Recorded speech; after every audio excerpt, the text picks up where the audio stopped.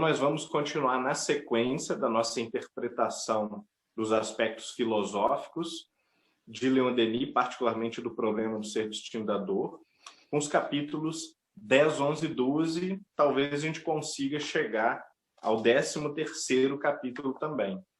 Primeira coisa que eu queria destacar é que, novamente, esses capítulos eles cumprem um propósito sistemático, isso é, eles têm uma lógica interna, eles seguem um ciclo bem fechadinho, né, um com o outro, embora, claro, estejam também muito bem organizados e tramados com os outros capítulos. Inclusive, quando nós passamos para o próximo livro e começamos com o capítulo 13, nós vamos observar que ainda se trata, de certa maneira, de uma continuação do assunto. A questão da reencarnação, ela transfere um pouco a discussão para o plano moral, mas ainda se trata do drama existencial, de certa maneira, que é o drama da morte.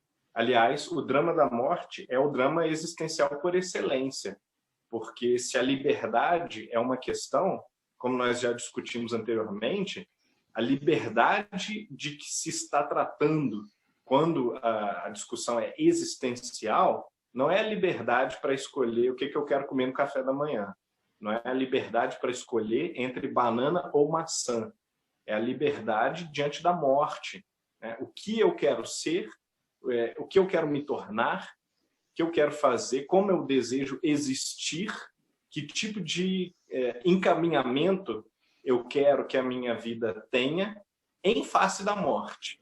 Então, a morte ela é o regulador principal da liberdade, do sentido da vida, do horizonte da vida na meditação existencialista.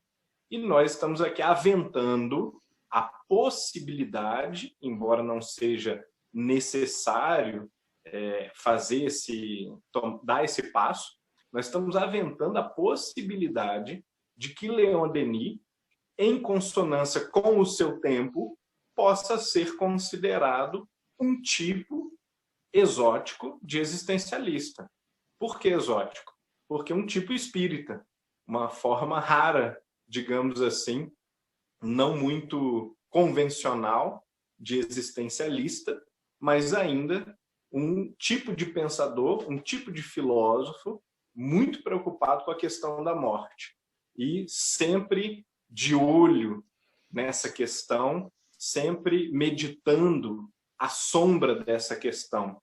Nós também podemos sentir a questão da morte não só através das muitas referências à morte, propriamente dita, ao fim da vida, ao drama da existência, mas também podemos ver essa questão da morte quando Leon Denis fala do tempo, da dissolução de tudo aquilo que é material, quando ele fala sobre a esfinge do tempo que devora cidades, civilizações inteiras, ele, de certa maneira, está enfatizando esse aspecto perecível, evanescente da materialidade, né? E quando ele contrapõe a essa materialidade as coisas espirituais, fica muito claro que ele também enfrenta a questão existencial e a questão da morte com um tipo de platonismo, que é muito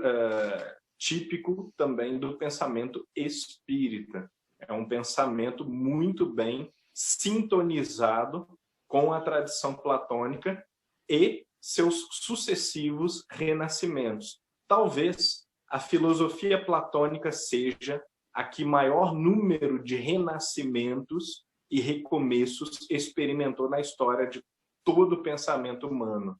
Nós vemos muitos ciclos platônicos ou neoplatônicos, já um pouco depois da morte de Platão, depois com o neoplatonismo da escola de Alexandria, no Egito.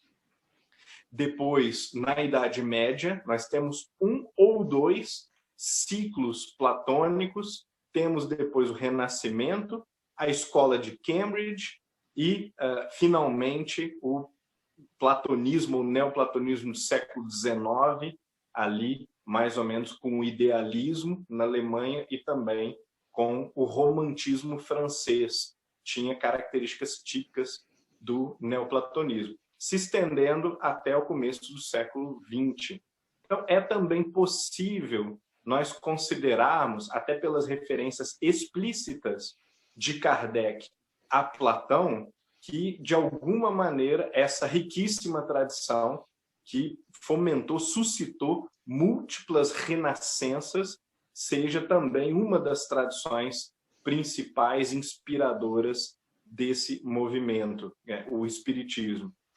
E nós vamos observar que nesses capítulos 10, 11, 12 do Problema do Ser Destino da Dor, fala-se de um tipo de experiência que se contrapõe, de certa maneira, à meditação puramente filosófica, à meditação puramente metafísica, mas que é um tipo de experiência que também aparece amplamente nessas várias tradições platônicas e neoplatônicas.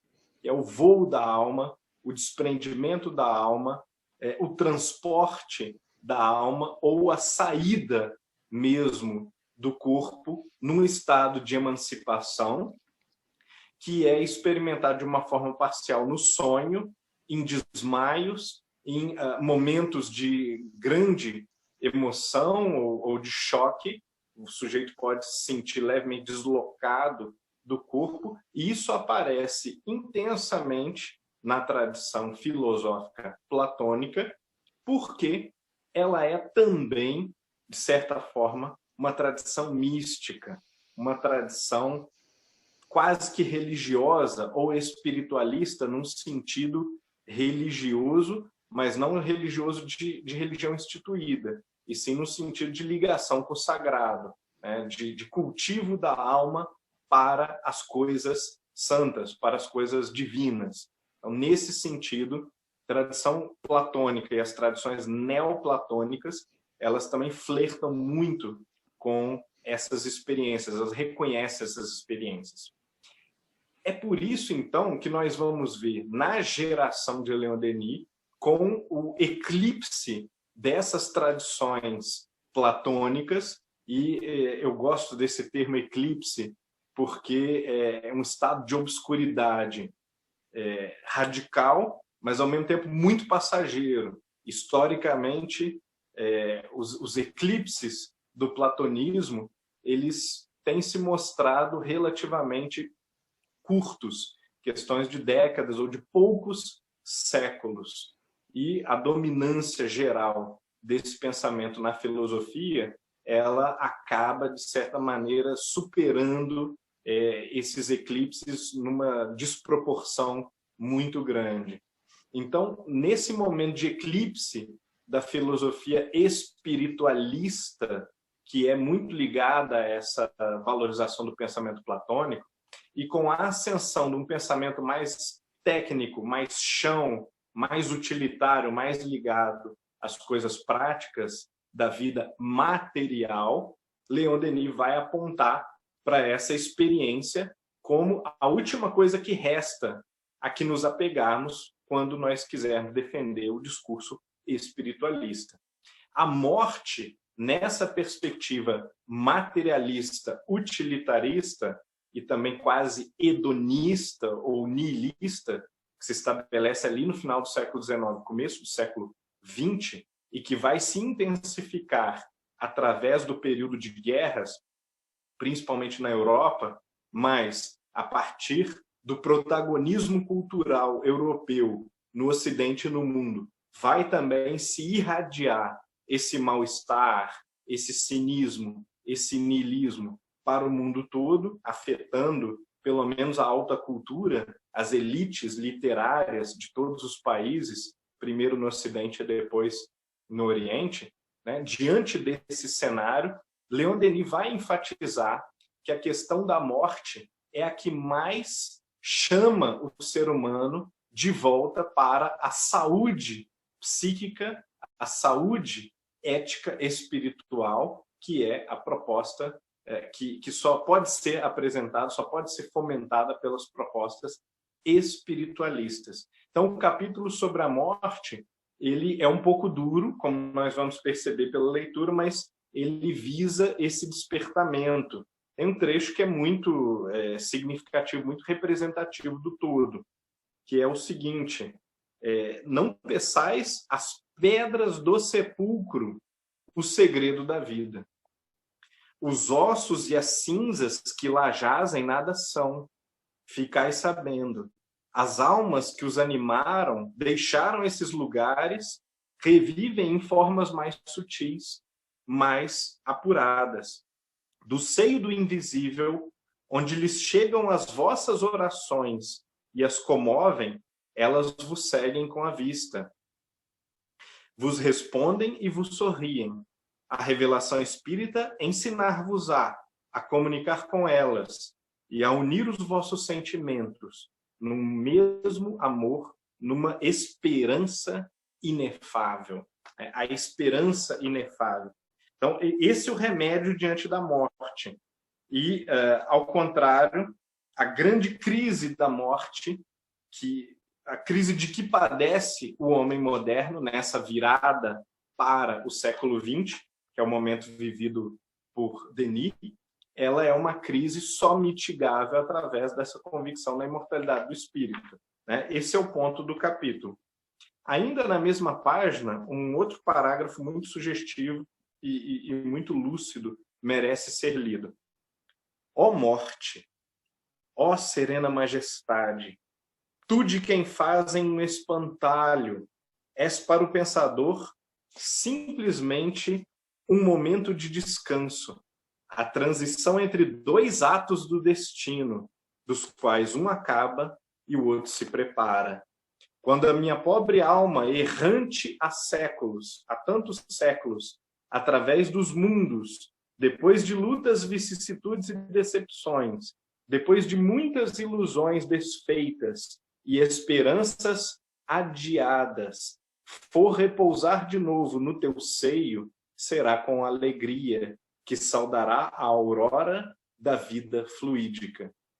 É um príncipe dos poetas, né? Como é que o sujeito consegue, ao mesmo tempo, filosofar, produzir arrobos místicos, né? Arrobos de elevação espiritual e se expressar de uma forma tão lírica? Será com ebriedade que se elevará do pó terrestre, através dos espaços insondáveis, em direção àqueles a quem estremeceu neste mundo e que a esperam. Não tem nada a acrescentar, né? Esse tipo de convicção já não é mais, nós podemos dizer, a convicção filosófica. Em Leon Denis, algumas vezes, em alguns momentos, mais até do que em Kardec, fala-se através da experiência, de uma convicção que é aurida, que é adquirida de um contato muito pessoal com as coisas divinas, com as coisas espirituais. Isso por várias razões. A principal delas, claro, Leon Denis era médium. Ao contrário de Kardec, Leon Denis era médium, tinha contatos mais íntimos e experiências mais vívidas com a vida espiritual. Outras razões também existem, reminiscências, um tom mais místico, poético, e como desde os gregos nós sabemos, né, também desde as outras civilizações antigas, os poetas são eles próprios uma categoria de místicos, uma espécie de místicos inspirados. Não à toa os gregos entendiam que a boa poesia só existia na presença das musas, né? Aqueles espíritos diáfanos que desciam do Monte Parnaso para inspirar os poetas. E sem essa inspiração, os poetas não poderiam produzir mais do que palavras vazias, o que muitíssimas vezes é uma experiência que artistas modernos, com ou sem algum tipo de religião, com ou sem algum tipo de espiritualidade, acabam confirmando. Um outro trecho ainda é muito interessante. Por toda parte reinam as mesmas leis, as mesmas harmonias, as mesmas potências divinas. Nada é irrevogável. O amor que nos chama a este mundo atrai-nos mais tarde para outro, mas em todos os lugares esperam-nos amigos protetores arrimos. Ao passo que neste mundo choramos a partida de um dos nossos, como se ele fosse perder-se no nada. Aí é uma mensagem à sua época, evidentemente, né? Por cima de nós, seres etéreos glorificam sua chegada à luz, da mesma forma que nós nos regozijamos com a chegada de uma criancinha, cuja alma vem desabrochar de novo para a vida terrestre. Os mortos são os vivos do céu.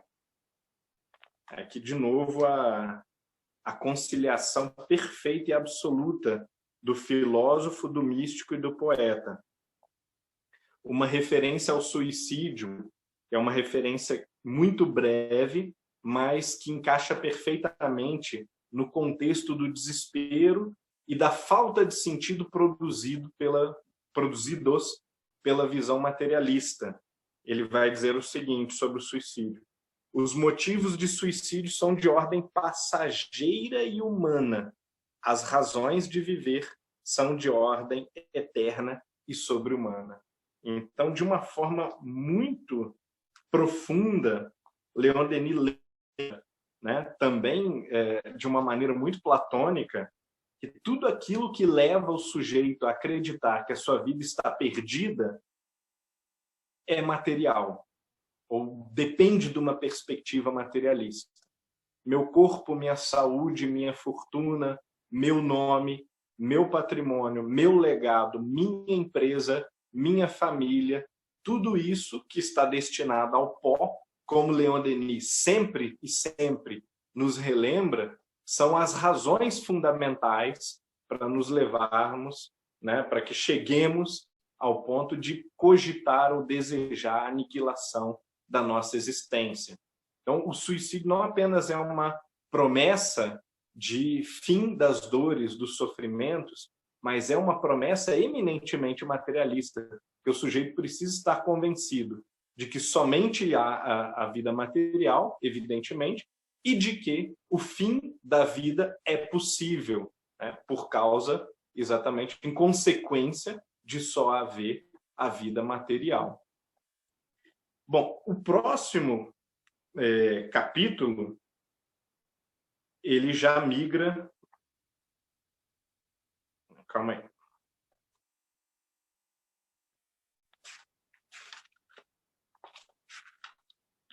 O próximo capítulo fala justamente da vida espiritual.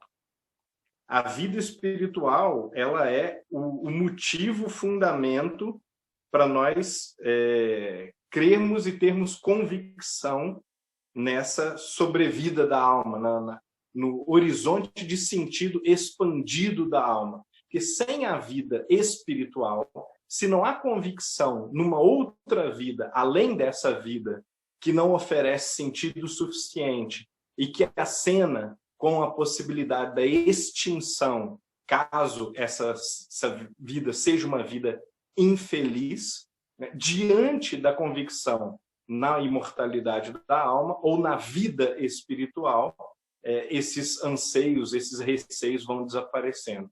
E aqui é muito interessante porque logo no começo do capítulo 11, então, A Vida no Além, Leon Denis vai dizer o seguinte: as religiões e as filosofias nos transmitem acerca desses problemas, os problemas da finitude da vida, da morte e da expectativa de um além, dados muito incertos, absolutamente desprovidos de observação, de sanção e, sob quase todos os pontos, em desacordo completo com as ideias modernas de evolução e de continuidade.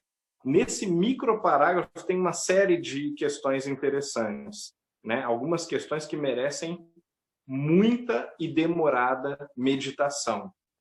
Em primeiríssimo lugar, Leon Denis está dizendo o seguinte, como Kardec já havia dito antes: os sistemas filosóficos, as doutrinas filosóficas e religiosas, muitíssimas vezes são baseadas em argumentos que têm uma validade até certo ponto, uma validade quase que puramente teórica. Leon Denis apela para a necessidade de fundar uma nova convicção na vida espiritual sobre evidências, sobre fatos, sobre experiências e pesquisas a respeito dessas experiências concretas. Então, essa seria a grande contribuição do espiritualismo moderno e também do espiritismo, enquanto uma filosofia que é uma subcategoria do espiritualismo moderno, do novo espiritualismo. Não que o espiritismo, no caso, não seja filosófico, não contém argumentos filosóficos, como evidentemente contém argumentos sobre a reencarnação e como a reencarnação resolve problemas da justiça divina, problemas éticos, problemas de compatibilização entre justiça divina e tanto fatos da vida como a assimetria das pessoas, quanto problemas éticos, né? Então, o espiritismo contém essas questões filosóficas, muitas delas, e, entretanto, não se baseia exclusivamente em argumentos filosóficos, mas quer olhar para a evidência, quer olhar para os fatos da experiência como uma fonte saudável e mais concreta de informação, de conhecimento mesmo a respeito da vida espiritual. Lembrando de alguns pensadores da época, do começo do século XIX, ou do final até do século XVIII, como Kant, como Immanuel Kant, de Königsberg, o conhecimento ele depende da experiência. Então, o que se propõe no espiritualismo moderno é um espiritualismo do conhecimento das realidades espirituais e não mais um espiritualismo baseado em crenças, em fé ou em uma recepção de experiências que outra pessoa teve. Então, o ponto de Leon Denis também é observar e defender que nós não nos dediquemos, né, que nós não queiramos basear, pelo menos, fundar as nossas convicções sobre relatos de terceiros. Então, claro, é preciso investigar os médiuns, que são, de certa maneira, outras pessoas, para quem não possui a faculdade mediúnica, mas, principalmente, apurar, desenvolver o nosso senso espiritual. E Leon Denis, interessantemente, em muitos momentos, ele, ao invés de se referir apenas às pesquisas com mediunidade ou com outros fenômenos paranormais ou espirituais, medianímicos, anímicos, ele vai também se referir a uma espécie de fenomenologia religiosa ou mística, que são as formas de comunhão da alma com a natureza, com o divino, com Deus mesmo, né, com os espíritos, que são formas nem sempre puramente mediúnicas. Isso é uma coisa importante a se aprender a partir da literatura de Leon Denis. Assim como grandes místicos do passado, como Teresa d'Ávila, João da Cruz, como uma série de místicos indianos, como o Zen budismo, Leon Denis nos oferece para aquele momento, para aquele período, esse oferecimento, essa oferta. São pioneiros, né? É uma coisa nova que está sendo ali acrescentada à meditação espírita, né? Que Leon Denis nos oferece é um namoro com Deus, né? É um relacionamento, uma comunhão com Deus, ora através da natureza, ora através do mergulho interior na própria alma, ora através do contato com o outro, né? na comunhão com o outro, ora através de um contato com a espiritualidade, mas um relacionamento com Deus, uma comunhão com Deus, uma aproximação de Deus que não é, de maneira alguma, dependente, ou pelo menos apenas dependente da faculdade mediúnica. Quer dizer, não depende de se ver nada, de se ouvir nada, do mundo espiritual, mas depende simplesmente de dar o passo como um místico mesmo, como um sujeito que busca a comunhão mística com Deus, dá o passo na direção do divino. E isso é extremamente transparente em livros como O Grande Enigma, mas também em várias outras obras de Leon Denis. Bom, um outro trecho aqui marcado no capítulo 11 é o seguinte: sob a nossa forma atual e no estreito limite de nossas faculdades, não poderíamos compreender as alegrias e os arroubos reservados aos espíritos superiores, nem as angústias profundas experimentadas pelas almas delicadas que chegaram aos limites da perfeição. A beleza está por toda parte, e nada é mais típico de Leon Denis, nada difere mais Leon Denis dos outros autores espíritas, todos, do que o seu discurso insistente sobre a beleza. Isso é algo que merece ser observado com certo cuidado. Só os seus aspectos variam ao infinito, segundo o grau de evolução ou depuração dos seres. Então, o que Leon Denis está descrevendo, de fato, não é mediunidade, é aquele tipo de contato com Deus que os filósofos platônicos ou neoplatônicos, por exemplo, experimentam. Embora esses pensadores, em alguns momentos, em algumas ocasiões, em alguns casos, também tivessem mediunidade, como aparentemente Jâmblico, Porfírio, Próclo, o próprio Platão, o próprio Sócrates, né, pareciam ter algum tipo de faculdade mediúnica, né?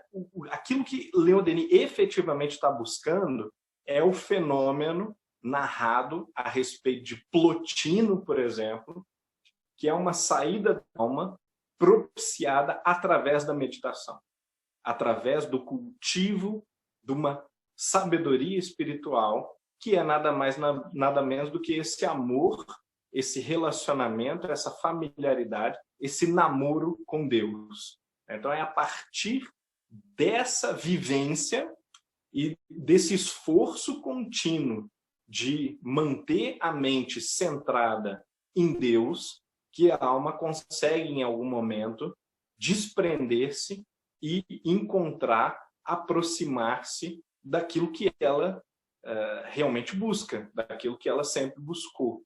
E isso é possível. Há também uma mensagem excelente da Revista Espírita, que é assinada por Platão, Moisés e Juliano, possivelmente um pai da igreja ali da época do cristianismo primitivo. Essa mensagem diz o seguinte, que a alma pode desprender-se da matéria, pode sair do corpo e elevar-se às alturas divinas, desde que ela faça silêncio, né, consiga silenciar os chamamentos da matéria, das regiões baixas, e, por esforço continuado e intenso, se acostume à contemplação, à adoração das coisas divinas, né?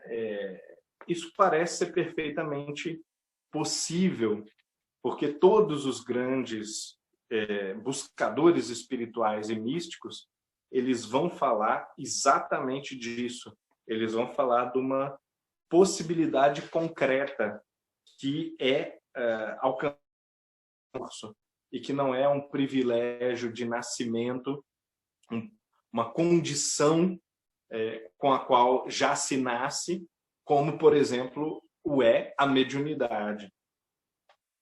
Um outro trecho, eu vou só começar, mas considerem esse longo parágrafo todo, é um parágrafo muito longo para ler. Subir a custo os atalhos da vida. Dura foi a minha infância. A gente lembra que Leon Denis começou a trabalhar criança, e num trabalho muito duro, que era de lixar ou raspar moedas que estavam com crosta de algum tipo de ferrugem ou algum tipo de sujeira, alguma coisa assim. E nesse trabalho, os dedinhos, né, de Leon Denis, aos 10, 11 anos de idade, eles perdiam a pele, né? Eles eram esfolados até que ele, com o passar dos dias da semana, perdesse a pele das pontas dos dedos, né? Precisava realmente do fim de semana para cicatrizar e começar de novo a lida na segunda-feira. Isso aos 11 anos de idade. Cedo conheci o trabalho manual e os pesados encargos da família. Mais tarde, em minha carreira de propagandista do espiritismo, é claro, muitas vezes me feri nas pedras do caminho. Fui mordido pelas serpentes do ódio e da inveja. Coisas que ainda existem, né? No movimento espírita, na lida. E agora chegou para mim a hora crepuscular da velhice.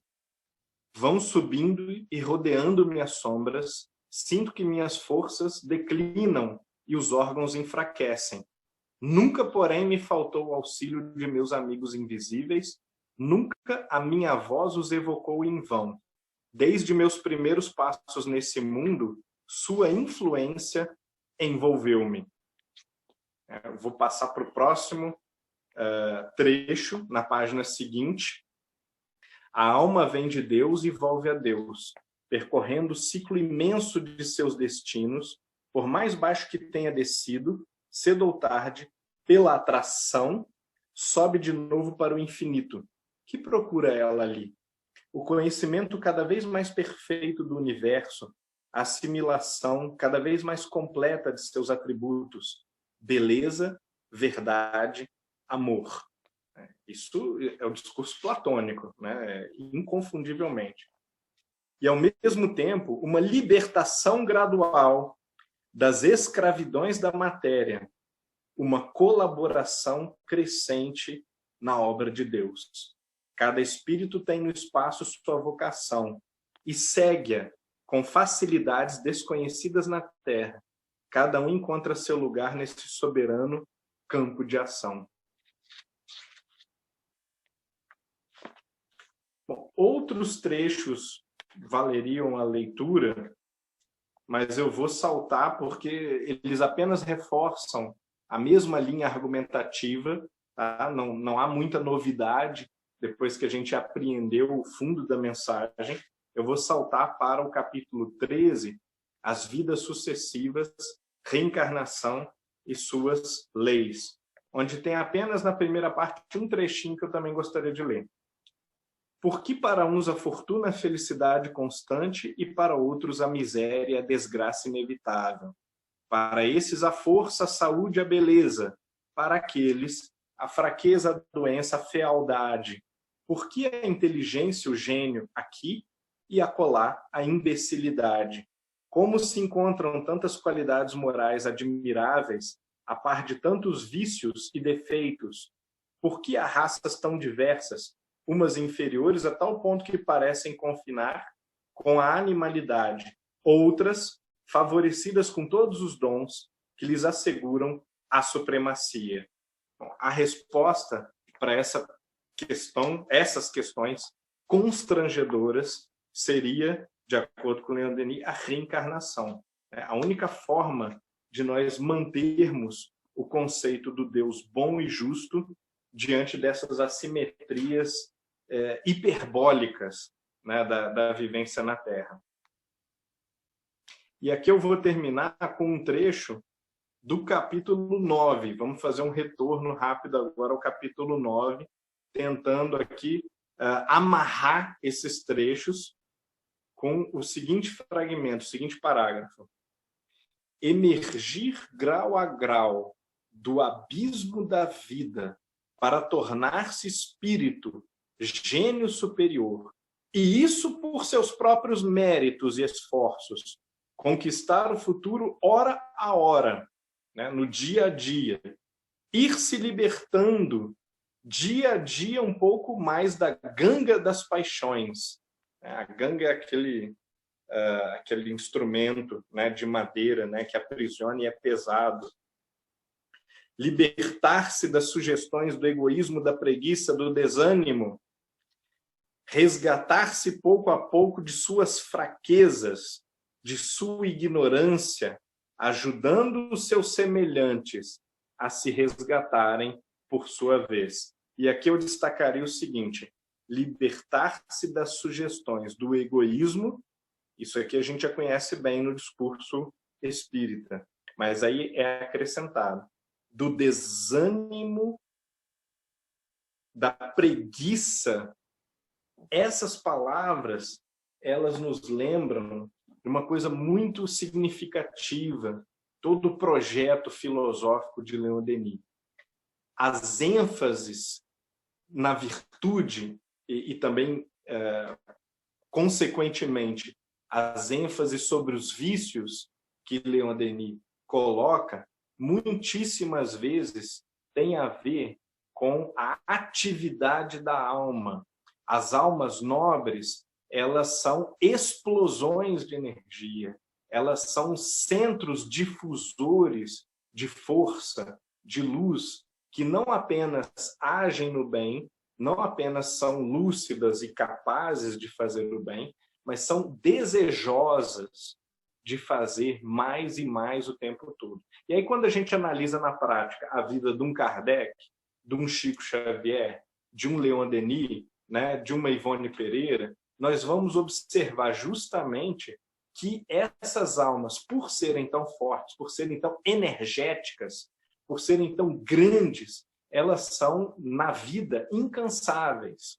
Nada abate o seu ânimo e nem nada as leva à preguiça e à inação. Então, esse é um dos grandes convites da filosofia de Leon Denis. Se a gente olhar para aquele livreto, O Porquê da Vida, que é um livreto, ele também, muito existencial, nós vamos observar que o assombro de Leon Denis diante da depressão, da melancolia, do niilismo de sua geração, ele é respondido com muita firmeza com um convite ao ânimo, à alegria de viver, à iniciativa, à gratidão permanente às leis divinas, as leis divinas, por tudo aquilo que nós recebemos e até por aquilo que nós temos por receber no futuro próximo ou distante. Então, é a partir dessa fé, dessa esperança no futuro e também de uma força da alma, que é uma força que se cultiva, que o sujeito, aos poucos, ele vai caminhando na direção dessa vida mais espiritual e menos material. Então, quando a gente pensa na vida materializada ou animalizada, a gente não deve pensar só no sujeito que está buscando saciar os desejos da carne, né? O sujeito que está se atirando ao sexo, à comida, ao dinheiro, à fama, à exposição da sua figura, da sua aparência. Nós devemos pensar principalmente no sujeito que é dominado pela preguiça, no sujeito que é dominado pelo desânimo, que nada enxerga de valor, nada enxerga de belo, não enxerga o dever a chamar a si mesmo para a ação, não enxerga com gratidão as benesses, os privilégios que tem recebido de Deus. E a partir daí se prostra num estado de rebeldia, num estado de melancolia que é insuperável e que no final das contas resulta não tanto no mal enquanto dano, enquanto destruição, mas que resulta na improdutividade, na infertilidade total do seu espírito. Vamos ficar por aqui hoje, né? Já novamente falamos demais, mas eu queria justamente tentar ajudar a amarrar esses 3 capítulos dentro dessa lógica da meditação sobre a morte e como a meditação sobre a morte precisa ser espelhada por uma meditação sobre a vida espiritual. As missões do Espírito são os nomes dos capítulos e também inclui o capítulo 13 em diante, que vão falar sobre a lei da reencarnação. Gratidão, Humberto. Então, pessoal, nós vamos começar as perguntas e respostas. A primeira pessoa a fazer interação com o grupo é o Fux. Fux, pode falar, querido. Pode.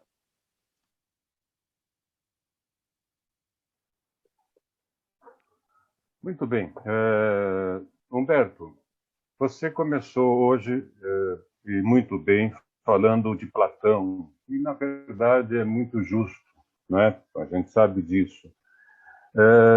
Mas eu queria ouvir você a respeito da pegada múltipla com a qual Kardec se propõe à constituição do Espiritismo. Porque, ao mesmo tempo em que hoje se fala muito, e é verdade, mas se fala muito em Kardec como um racionalista, ele foi extremamente empírico também na formulação das suas ideias espíritas.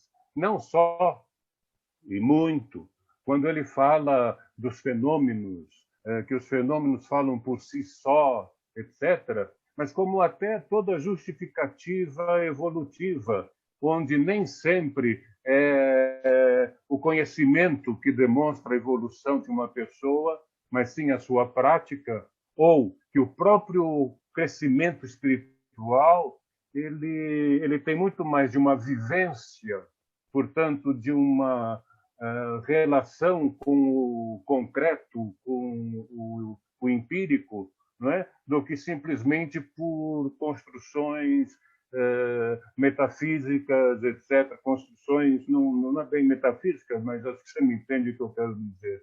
Não é?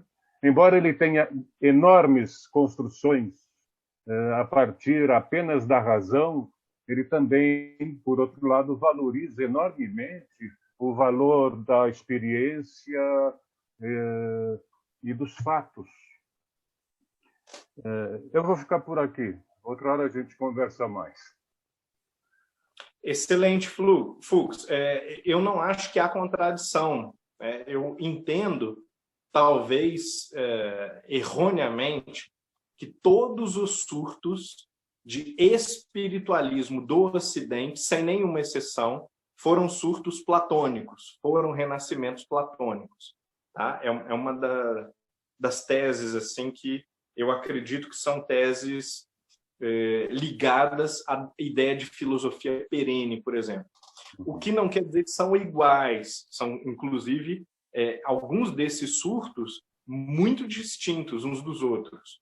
Alguns deles mais empíricos também, como, por exemplo, o de Alexandria até Próclo, né, no século VI já, se não me engano, não me lembro.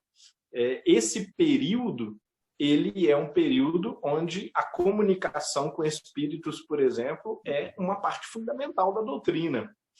E alguns desses filósofos neoplatônicos faziam classificações dos espíritos, né? Falavam, olha, há vários tipos de espíritos que podem aparecer num encontro, numa reunião destinada a evocá-los, né? Eles se referiam a eles como daimones, mas eles diziam, tem os maus, tem os ignorantes, que não são necessariamente maus, tem os medianos, tem boa vontade, mas não tem capacidade para resolver problemas, tem os grandes, né, os divinos, os sábios. Né? Então, os neoplatônicos tinham uma classificação tão boa dos tipos de espíritos que, embora nós não tenhamos os seus protocolos de pesquisa e das suas reuniões mediúnicas, nós podemos inferir que eles tinham uma familiaridade adquirida com a experiência. Eles experimentavam,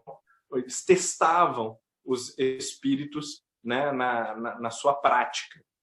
E algumas coisas talvez menos claras, mas também presentes nas obras, por exemplo, de Giordano Bruno ou de egípcios e de outros povos, né, como civilizações caldaicas, também sugerem a mesma familiaridade empírica com os fenômenos espirituais e, particularmente, com os fenômenos mediúnicos. Há trechos também, né, do Livro dos Mortos e de outros códices egípcios que falam de experiências bastante metódicas de regressão a vidas passadas. E nós vamos encontrar nos yogis e em outros tratados também, ou budistas ou hindus, referências também muito específicas sobre a disciplina espiritual, a disciplina das faculdades da mente e do espírito. Então, esse conhecimento ele sempre esteve latente, por assim dizer, na humanidade, mas faltava o método científico, faltava o rigor da abordagem que, com a navalha de Ockham, né, elimina superstições, elimina as preconcepções para deixar falar apenas o fenômeno, né? O Jader pode falar mais sobre isso, né? Porque esse é um caminho que vai culminar, por exemplo, na redução fenomenológica, que vai tentar suprimir todas as fontes exógenas de influências sobre a observação do próprio fenômeno, da coisa em si mesma. E esse era um caminho que, na geração de Kardec, já estava sendo trilhado. 50 anos antes, com Goethe, por exemplo, a gente já tem um tipo de proto-fenomenologia. Quando Goethe escreve seus textos, seus ensaios sobre ciências naturais, ele vai observar justamente isso. A gente precisa deixar a natureza falar mais e ter menos expectativa sobre o que a natureza pode ou não pode dizer. É exatamente esse caminho que, em meados ali do século XIX, com o auxílio do positivismo, com o auxílio do romantismo, com o auxílio de Kant, com uma série de instrumentos metodológicos já desenvolvidos, vai permitir a Kardec fazer o uso responsável da observação. Porque desde Aristóteles se percebe que a experiência é fundamental. Mas na geração de Aristóteles, por exemplo, observar bem significava olhar por muito tempo, ou olhar várias vezes o fenômeno acontecendo, mas existia uma ideia um pouco ingênua de que a pura atenção era observação eficaz. E, ao longo de milhares de anos, nós fomos cultivando as ideias sobre o método científico até chegar à concepção mesma, né, com Bacon, por exemplo, em diante até Goethe, de que observar não basta, é preciso fechar a experiência, né, criar mais do que uma experiência, um experimento científico, que é diferente de uma experiência, que é só a observação do que está acontecendo, e o experimento é o controle, é a domesticação das condições em que a experiência pode se dar. E a partir daí, sim, dessa condição altamente controlada, pode-se tirar infinitamente mais conclusões frutíferas do que a mera observação de fatos casuais. Porque Plínio tinha visto fantasmas e narra lá no seu livro de história, na sua enciclopédia, que viu um fantasma. Apolônio de Tiana tinha diversas faculdades mediúnicas. Sócrates e Platão tinham. Os neoplatônicos certamente tinham. Porfírio fala que Plotino saiu do corpo e foi se fundir ao Uno, nas alturas. Depois voltou modificado, completamente alterado, com certezas e convicções, como a gente sente no texto de Leon Denis, que são certezas e convicções impossíveis de se adquirir através do discurso. O discurso nos leva até um certo ponto. Então, sem dúvida nenhuma, você está certo. O discurso filosófico, ele é uma parte da equação, ele é um fator, uma variável. Junto do discurso, nós precisamos, é imprescindível termos a experiência. Eu preciso experimentar em primeira mão. O que é o amor ao próximo? O que é a comunhão com Deus? O que é a fé? Essas coisas, elas não podem ser oferecidas discursivamente. Agora, muitos desses sábios também tinham essas experiências. Perfeitamente familiarizados com transportes da alma, com saídas do corpo, né? Como, por exemplo, na passagem do banquete, que se fala, Sócrates estava chegando no banquete, de repente ele estacou e ficou meio aéreo assim por muito tempo, né, aparentemente horas e horas, paralisado, com o olhar vidrado, e as pessoas falavam com ele e não respondia. E depois desses fenômenos, o filósofo ele não alegava que tinha se sentido mal ou que tinha perdido a consciência. Ele vinha com um discurso todo pronto sobre os deuses. O que é isso? Que fenômeno é isso? O que aconteceu? Se não um transporte estático do espírito a regiões mais depuradas, mais elevadas. Então, na geração de Kardec, e principalmente de Leon Denis, e aqui eu também gostaria de propor uma leve separação entre Kardec e Leon Denis. Leon Denis diria que é distintamente mais platônico, e é mais platônico, inclusive, por incluir o discurso sobre a beleza, por falar de maneira poética e por fundir as ideias de beleza, verdade e bondade quase que numa só ideia, o tempo todo, ele faz isso insistentemente. Essa não é uma preocupação kardeciana, não é uma preocupação fundamental de Kardec, embora Kardec aparentemente não discorde disso, e tenha um entendimento muito parecido. Mas eu diria que é um espírito menos vinculado a essa tradição platônica, já realmente mais independente dela, mais destacado e com ideias mais próprias, com uma concepção de vida que inclui mais porções do cristianismo, por exemplo, e que inclui essa forma especial de lidar com a experiência, com a observação do mundo dos fatos, né? Que também não que Leon Denis não faça, mas a forma como Leon Denis apresenta as suas experiências é também uma forma assim muito mais submetida a essa filosofia que a gente observa que é uma filosofia mais consolidada e com mais contornos de uma escola filosófica e mais parecida mesmo com a tradição platônica. Em Kardec, a gente sente numerosas vezes um tom de ceticismo que em Leon Denis não é muito comum, né? Então, esse afastamento do fato, o olhar clínico, crítico, o rigor, a dureza, são características muito tipicamente kardecianas e que, de certa maneira, o afastam de Leon Denis. O que é ótimo, porque quanto mais tipos de pensadores nós temos, mais riqueza de diálogo, de complexidade interna da filosofia espírita ou da tradição espírita nós também temos. Eu não sei se chegou no seu ponto, mas pelo menos é assim que eu entendo. Ok, foi uma explicação bastante lúcida e rica. Obrigado. Humberto, nós temos uma pergunta da Cristina, ela diz o seguinte: Denis com as ideias, os conceitos platônicos e Kardec mais voltado para o aristotelismo? Pois é. Eu me preocupo muito com o lugar do aristotelismo no espiritismo.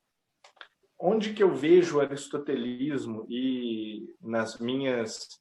O Alexandre Fonseca, é um físico amigo nosso também, que dirige jornal de estudos espíritas, ele disse assim, são ilações que eu faço a partir de certas perguntas do Livro dos Espíritos. Eu gostei desse termo e passei a adotá-lo. Eu faço algumas ilações que não têm muita base, além de analogia, né? Entre o pensamento aristotélico e questões que, às vezes, destoam do tom platônico geral do Livro dos Espíritos, né? Eu diria que, no geral, o Livro dos Espíritos é um livro que busca um alinhamento com esse espiritualismo ocidental, que é o espiritualismo platônico. Claro que esse mesmo espiritualismo platônico ele se fundiu com o cristianismo, inevitavelmente, e isso foi muito produtivo para ambos, para o cristianismo e para o platonismo. Em alguns momentos houve rupturas, houve divórcios rancorosos, né, com muito ressentimento, né, como, por exemplo, a fase protestante, né, o primeiro momento da reforma protestante. Em alguns aspectos, ele foi anti-espiritualista e até anti-racionalista.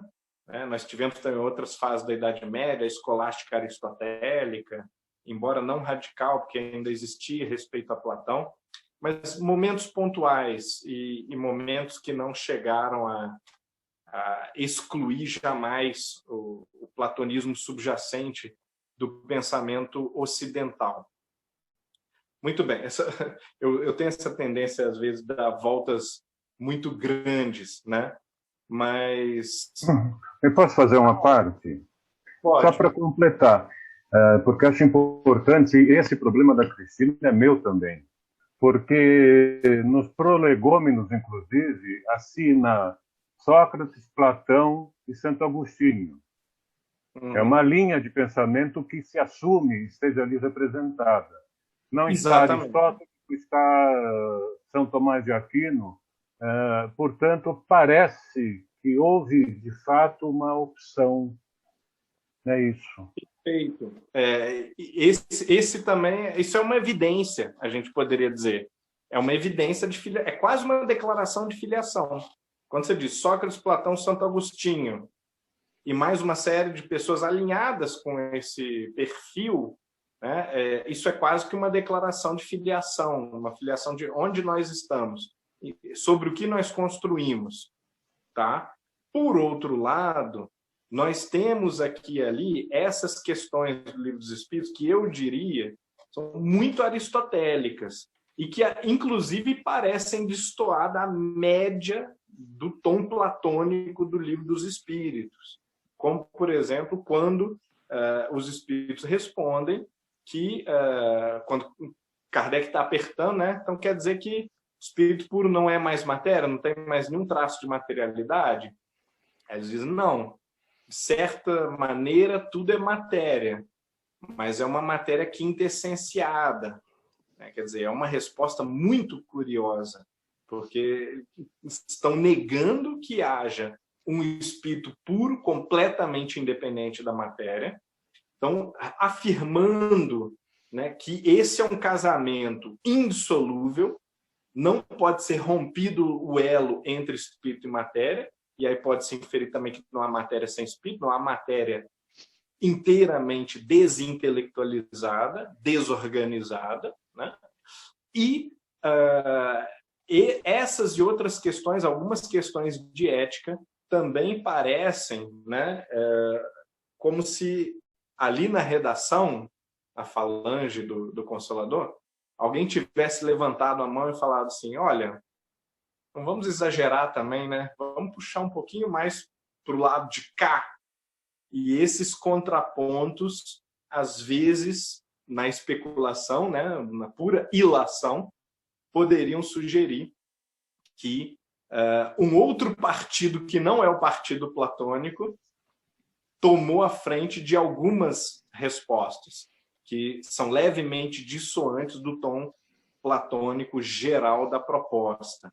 Tá? Mas realmente é muito especulativo, é uma hipótese interpretativa, tá, gente?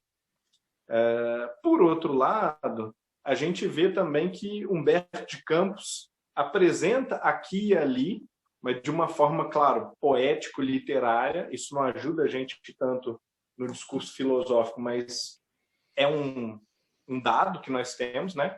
Aqui e ali, Humberto de Campos apresenta uma visão que é realmente mais perene da participação dos muitos filósofos de orientações diferentes na confecção do espiritismo. E isso é muito interessante, como a mensagem no nosso grupo de WhatsApp já apareceu, né?